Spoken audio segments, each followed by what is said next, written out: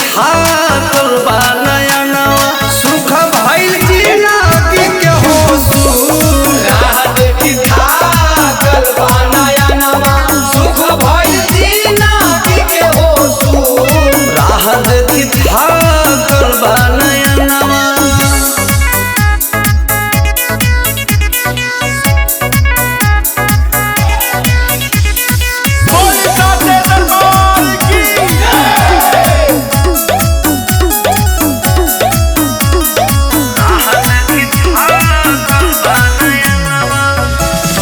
खाई माई पार्टी करवाई 9 दिन उपास रखी रहुए गुण गाई हे माँ कलसर खाई माई पार्टी करवाई 9 दिन उपास रखी रहुए गुण गाई कि फल प्रसादी हो चुनरिया फल प्रसादी हो चुनरिया लेबो रहूल के हो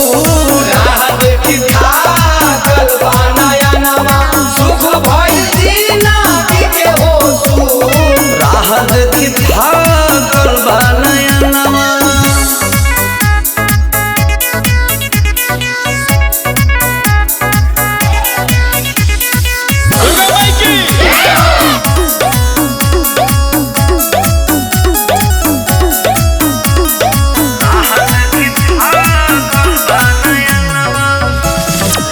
माई वरदानी गर्भवती हिया के जल्दी पुलिस में नौकरी लगे चढ़ जाए वर्दी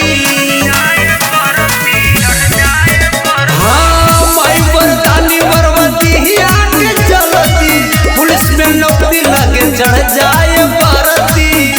कि बुझाऊ में सकला कर